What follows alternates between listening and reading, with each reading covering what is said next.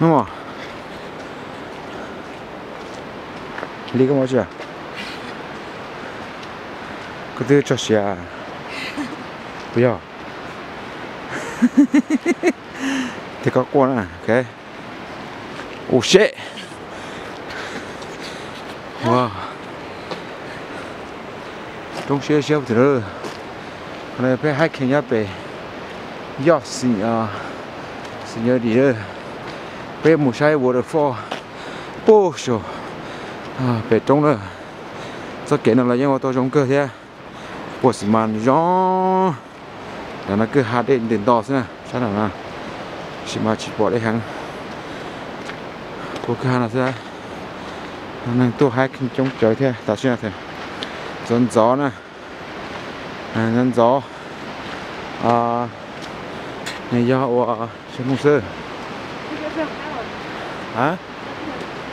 Hay mong mò. Break. Mới bị thay. Mong mò. Tốt đi.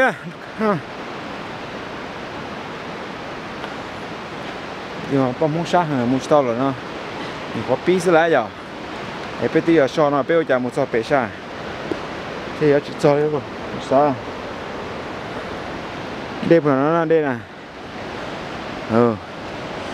Đây là chuột bây giờ chém rồi nó tụi nó mua có cái đủ đạn nữa. Hai bọn nó cho hai kinh nó chỉ là đi hết. À bông mông, do sò bây giờ chỉ cho mà mua gì mà do sò. Em bây giờ cho sai nè. Hay giờ thì bây giờ một sò thì bây giờ cho nè. Họ cho nó giờ chỉ mài nè. Bây giờ một cho bây số thọ mà giờ chưa mài nó. Số thọ đều xa gì mài nữa. Xa gì mài vỏ nó chỉ là đi cho nhẹ to thế. Sao thì yếu chủ yếu mua giò thế này thì vào tàu này còn nó bắt chuột tuôn thoa là hồ này, ok. Đây phù hú này,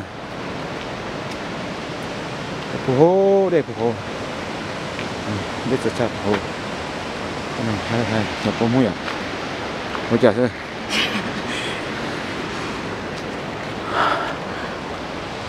Sao chắc có thế này.